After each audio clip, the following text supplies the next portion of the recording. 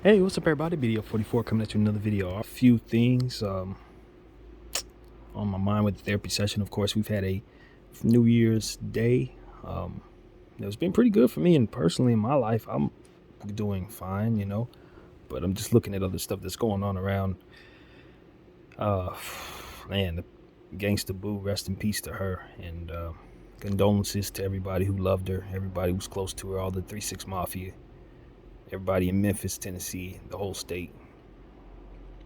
It's a devastating loss, and I don't want to just sit up here and say I'm certain of what happened, but the reports are floating around, speculate, and you know how that goes. But I don't know, man. Let's look at stuff like this. I've been thinking about it all day.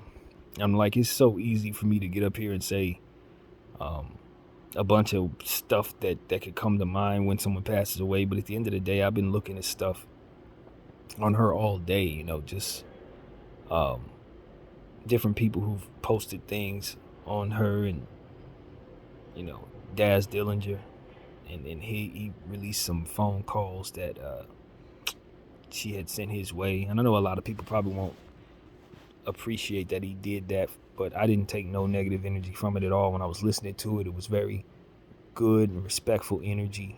It wasn't nothing that would make nobody say, what am I listening to? You know what I mean? It was all good. And you just think about it. She was 43 years old. She's only like, what, 4 or 5 years older than me. You know what I'm saying? This is just one of those situations where it's like, man, I don't know what happened, but it does give us a situation where we can talk about and just making sure we are very careful about how we spend our holidays. What we allow people to give us. It's 2023 now. Fentanyl is a real thing. If we're not considering that fentanyl could be put in anything, then we're not focused. You don't have to be a crackhead to die from that. You could be somebody who just took something from somebody who had it in it, and that's it. Could have been in the weed that they were smoking. It could have been in anything. Literally, they could put it anywhere. So we got to be very careful. I think that stuff is out there to kill. I don't think it's out there to really make anybody reach no euphoric place of peace. No, that's a murder weapon, and it's out there, and it's killing. So I think people need to be very, very, very careful about how they choose to get high this year. While this stuff is on the streets and they continue to find pounds and loads, they got enough of that stuff on earth to kill all of us. And they're just putting it in the drugs, people getting high, people trying to settle their mental illness issues and things like that, trying to help themselves. And that evil has just found its way in there. It ain't doing nothing but killing us. And it's like, man, it's population control, germ warfare, all kinds of stuff that I think could be against us at this point as human beings. And that's why I always speak on trying to do our very best to kind of keep control of the things that we want. Just don't let your wants get so out of control that you forget that there are things that can lure you into some very, very bad spaces. And so I've been thinking about the word lure a lot. Lure, because it does speak to a lot of what people are dealing with out there. It's the guys that lure is not a thing, and that everything that you're going toward is like organic and like you're supposed to be going toward it, or like it's okay to just do whatever. It's a lot of luring going on out there. And so I just try to guard against that and just understand it's the very things that you want, as I say a million times on this channel, that often can get used against you and ultimately be your downfall. So we gotta look to try to balance that out somehow. However way best you do it, just know that it is something that we all should look to do in our own way. So rest in peace to Gangsta Boo, man. That's as far as I can take it, man. I don't feel real comfortable about all my other thoughts that come with this, man. I just don't. It's as much as I would like to go into the same old same. Y'all know how my brain works. You know that I can see stuff in situations and look at them and say things aren't face value, or look at certain things. But I've been fighting with that all day because I just don't. This is one of them situations where it's there to see, but so is just the possibility of her just having a night, a New Year's Eve night, and it just not going very well. It doesn't have to be something so huge. You know what I mean? It doesn't have to be some conspiracy all the time. It doesn't have to be. But unfortunately, we live in a world where a lot of conspiracy suggestions are on the tip of everyone's tongue when situations like this occur. And with this particular situation, it's going around again. So I think we should all just wait for the information that comes out and accept, that it really doesn't matter when a person transitions what actually happened. If it wasn't foul play, they just, it was time for them to go. And so that's what we all have to find a way to absorb in our own way if we're sensitive to that sort of thing. And so that's what it is for me too, just absorbing it. Looking at the situation, I was a fan of what she did back in the day. I listened to the music, you know what I mean? And so it's just rough, man. I watched her on Versus. I was very entertained by that whole Versus situation, and I was happy she was able to get her flowers there. That was most important. We were able to see her rock and do her thing on stage again. So, hey, man, that's what it's about. That's what it's about. I think there's another thing that kind of had my mind focused on turning on the camera as well. That's not a relatable topic to that. Something totally different, saying a different tone as well, I believe. So I'm just going to transition into that conversation. So Dr. Strange, Benedict Cumberbatch. I don't think I'm saying his name correctly, but I guess it's understood that his family owned a plantation in Barbados 7 generations back, and they had about 150 slaves on that plantation during that time and what have you. And so now they're trying to figure out Barbados reparations on some level. I don't know exactly what's going on over there with that, but I guess they're coming down on him specifically for, I guess, what his family was business was about, I guess. And so I think on the surface, if you look at it on the surface, you'll say, okay, well, what the heck that got to do with him? I think that's what most comments people are just saying, looking at it for what it is. Like, what the hell does that have to do with him, bro? And I heard some people like, you get the qualifiers out there saying, well, I mean, what about my people? What about, what happens?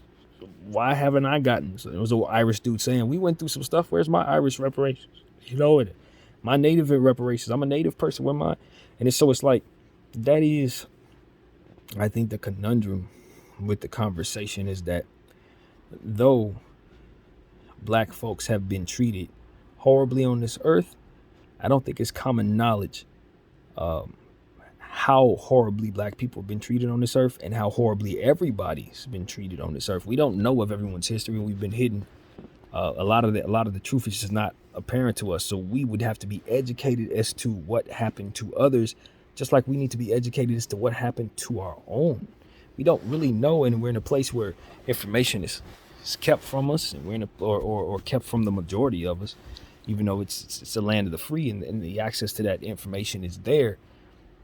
The cultures that are invested in for a lot of these places, and the people and what they're involved in and the things that they're interested in don't allow them to go toward that truth. A lot of times doesn't necessarily coach them into those spaces. And I do believe that a people who've been through what we've been through could use some support in those areas. Instead, we're being nudged in opposite directions that ultimately leave us looking worse in some cases, and ultimately having a lot of our images and our talents exploited. And I think that the environment for continuing that exploitation is in place. And that's what it is that ultimately bothers me the most about hearing those type of statements when people try to compare the two. It's like, are your people truly faced with everything that we've been faced with? And if so, can we be educated on that so we can have some sense of what balance actually is? Because it's hard to seek balance in regards to certain things when people are saying that justices can go undone because they were done a long time ago. When that's the slippery slope, then what's the threshold on that? I did something yesterday, well, I got to pay for it today. It's like, okay, well, if somebody passed away, then there's no reason. Like, just because it happened 17,000 years ago doesn't necessarily mean that justice isn't necessary today, because when you take into account who was hurt and who got what, it did derail their lives in some very, very harsh ways. And there should be some acknowledgement that others benefited from where that otherwise didn't go. See, where money didn't go, where it was supposed to go, it went somewhere else. So while we're simply not looking for that balance, there are people who are living very comfortably off the backs of those slaves to this very day.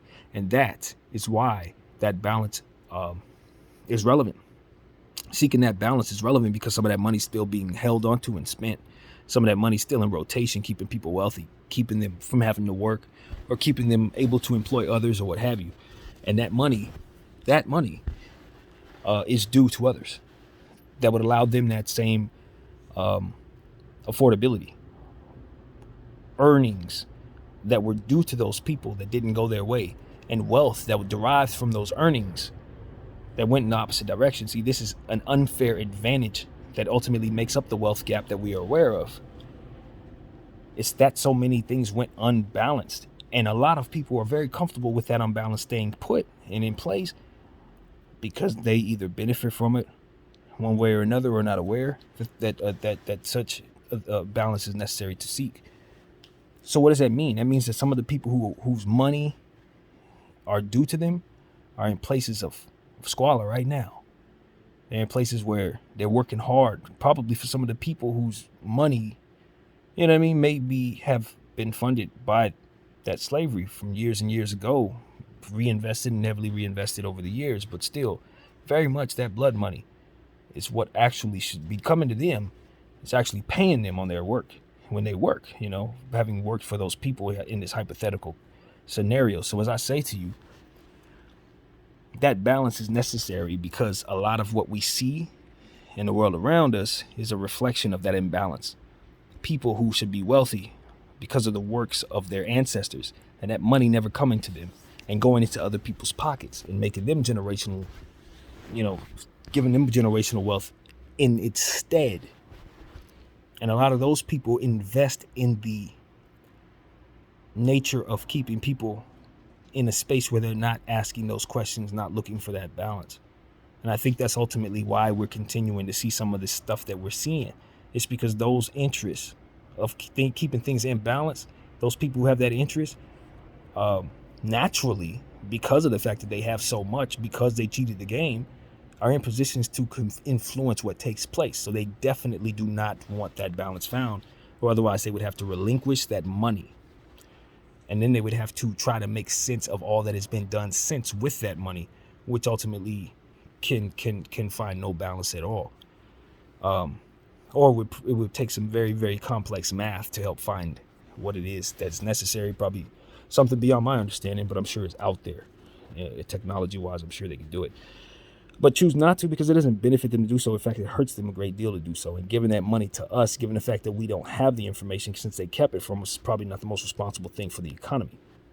Just being in general, if you take that money and you give it to hands who have never had that type of money, then obviously they're not going to know what the hell to do with it. And so that's what you also guard against as well. But I think at the end of the day, that's no excuse to keep people who are due from what they are supposed to have.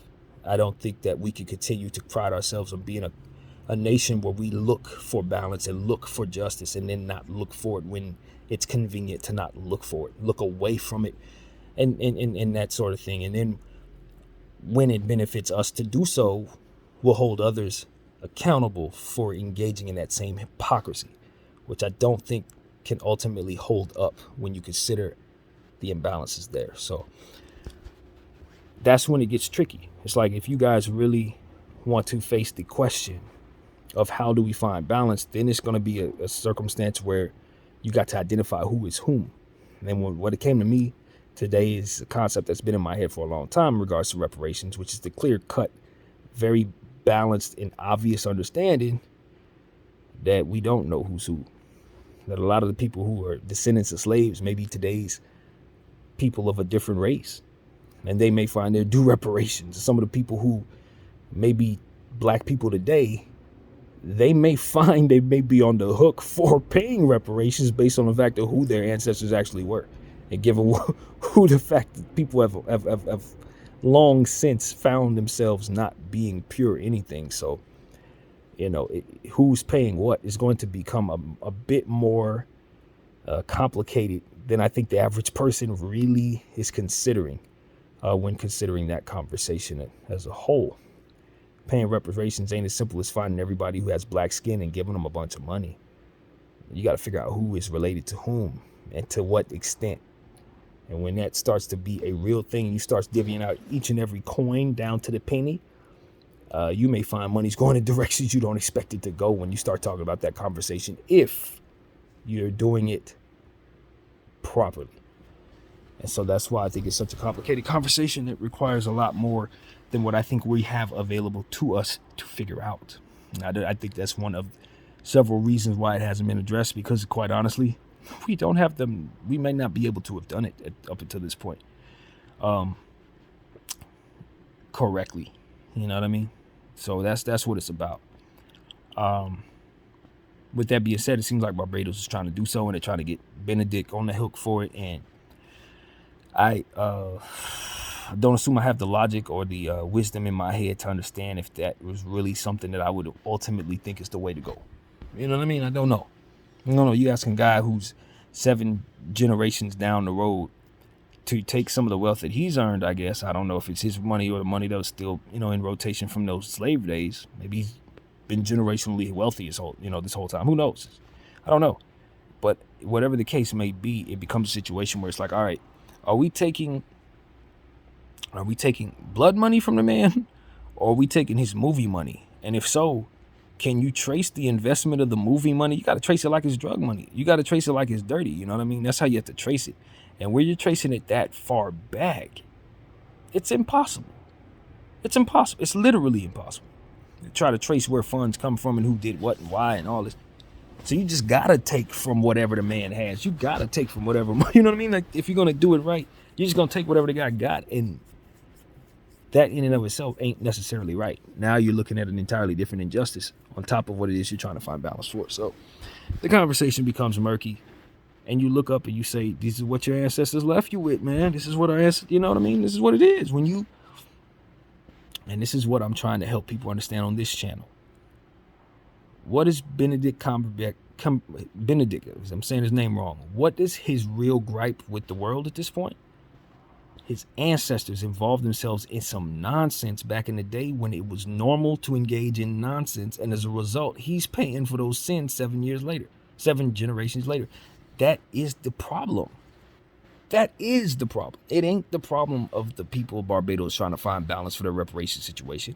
It ain't the problem with the people who are here today saying it ain't fair for Benedict to have to pay for that. It ain't fair for none of that. Reality is he had some ancestors who could give a good god dang about him. And they weren't thinking about him when they were doing all the crap that they was doing. They didn't care about what happened 7 generations down the road. They didn't plan for what happens if everybody got free and now your kids are in a world where that was the case. They didn't give a damn. That was the point. They didn't care about their own kids and grandkids and great-grandkids, because if they did, they wouldn't do so much that would make them so hated in this world. And that's really what it is. You got people coming after you generations down the road for money. Can you imagine if they was coming after him for something worse, like his life, because his ancestors did that? You see what I'm saying? It's like it could be a whole lot worse than what we're fathoming right now.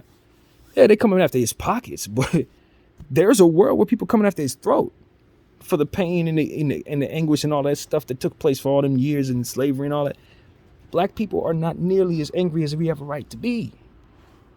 And so that's what it really comes down to. It's like, we got to understand that there is no solution to a lot of stuff.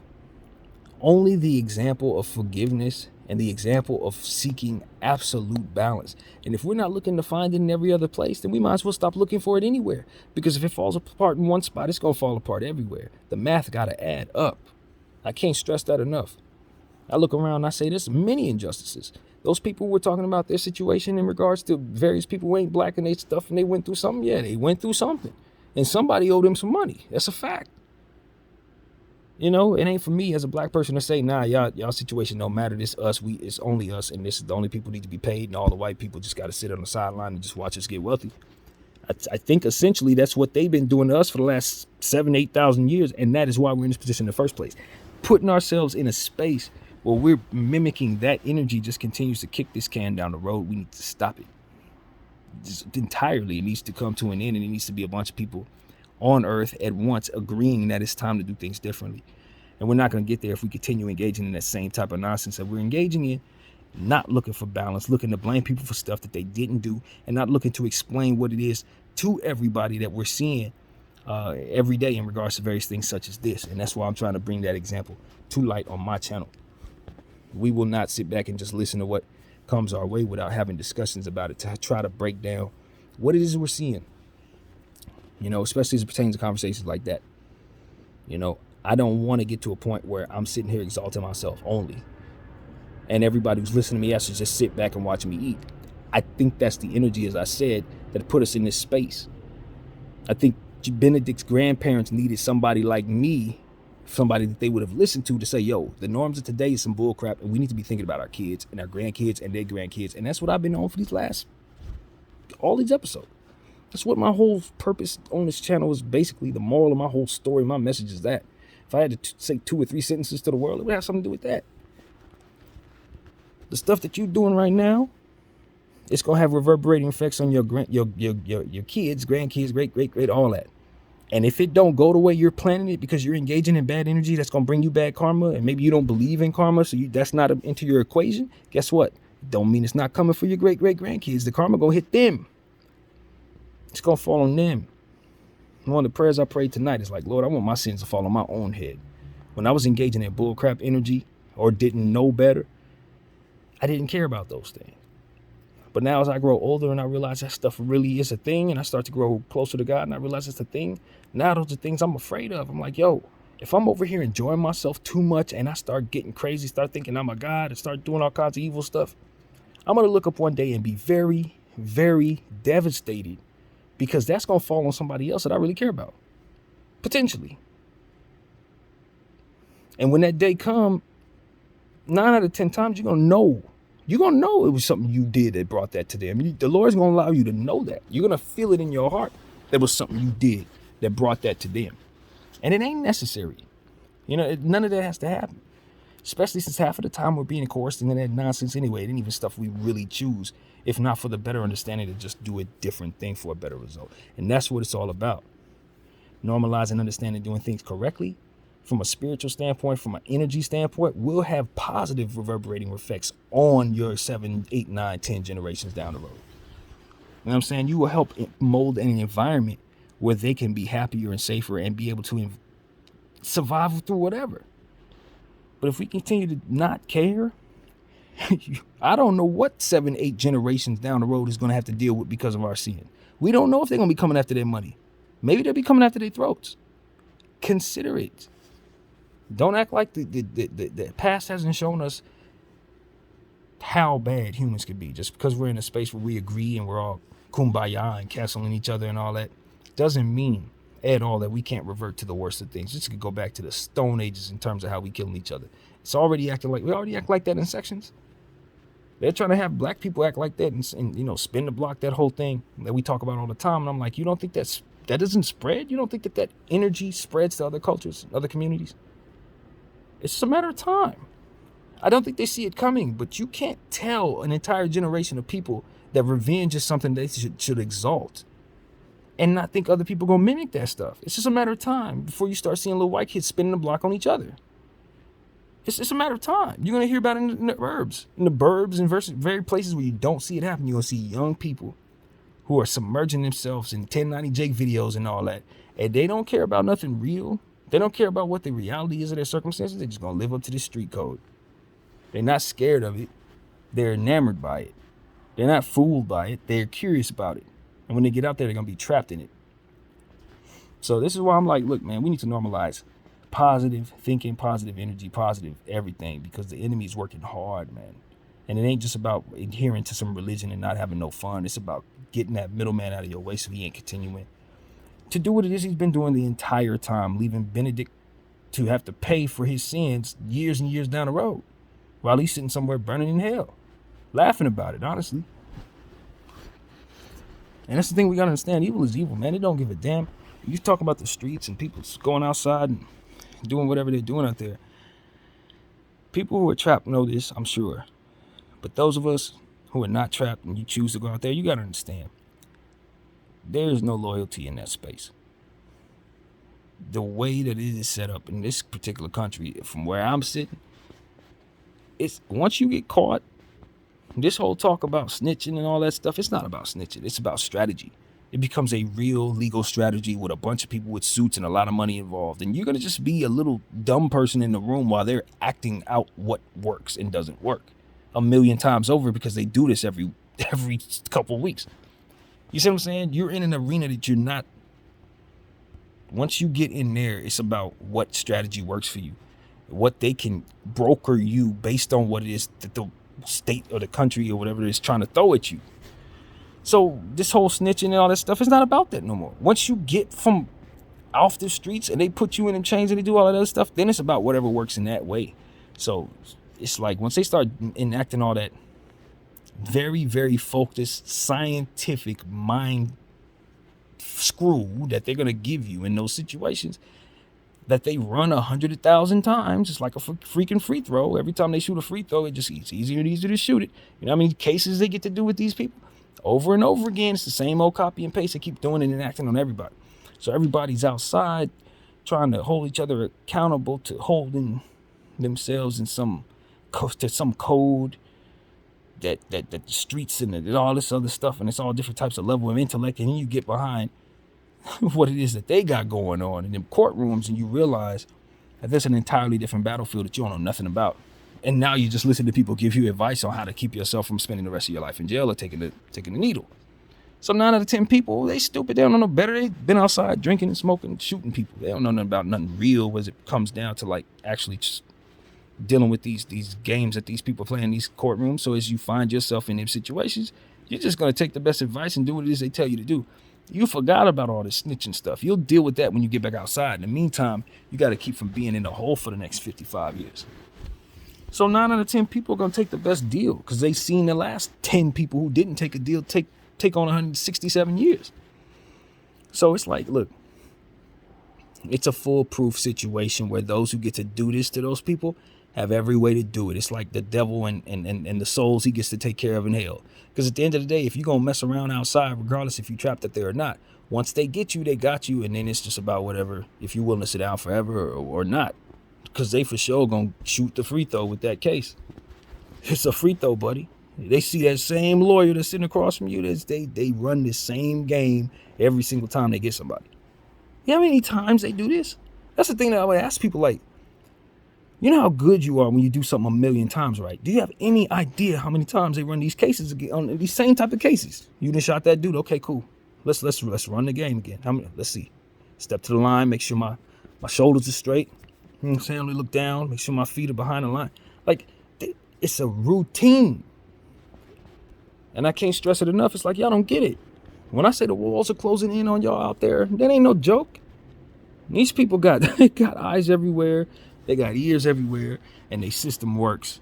And once they get your little mind, your little ambitious gangster mind in them them halls, when they start talking about throwing them football numbers at you, it's about strategy. It's about you listening to people more intelligent than you 9 out of 10 times. Or people are going to be presented more intelligent to you because they ain't really more intelligent than you.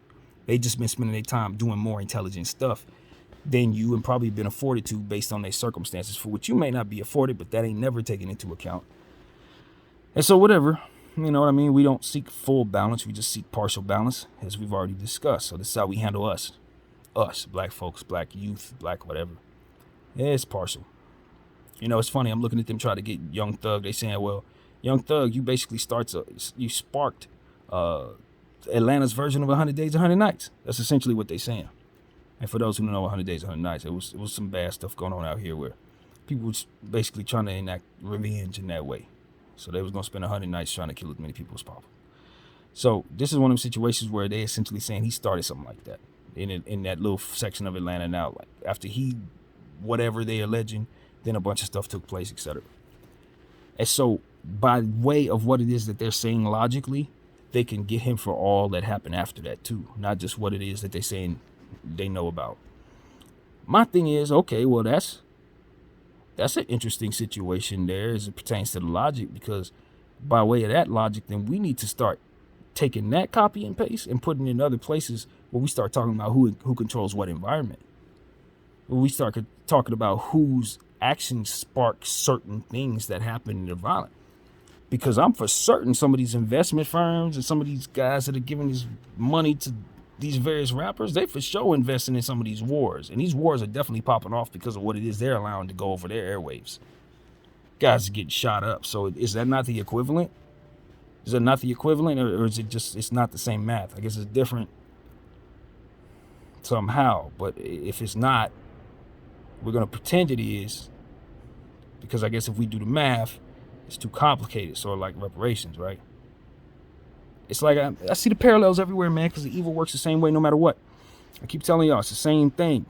You know it's evil because you're going to act and work the same way.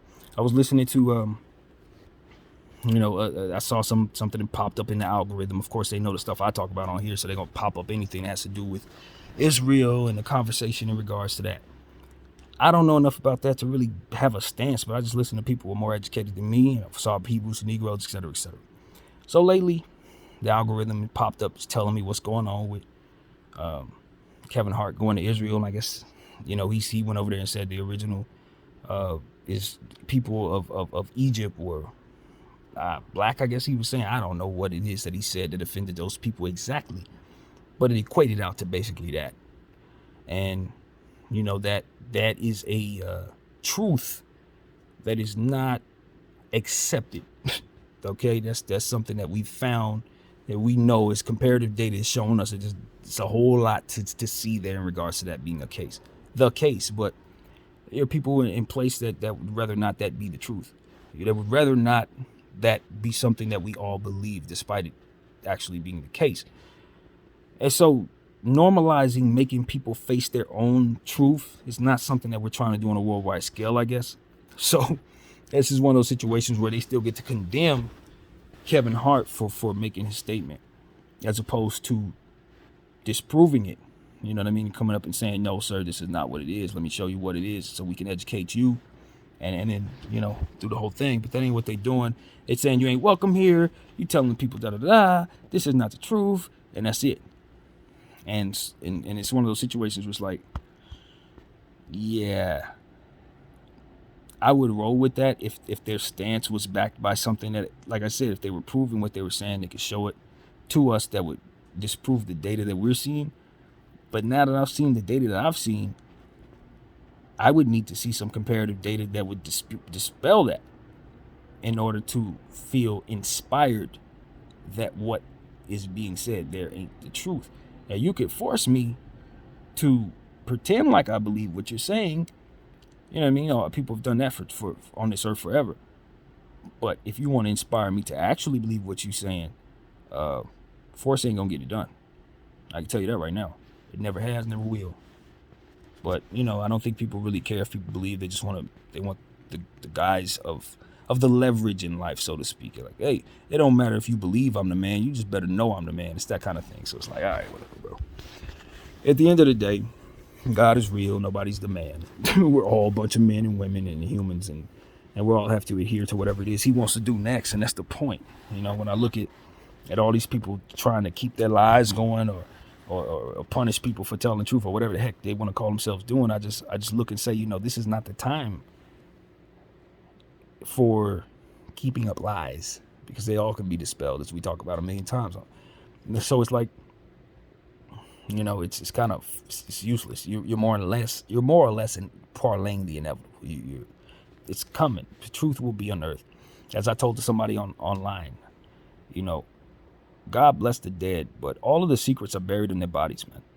If y'all really want to know what's going on, we got the technology to effectively,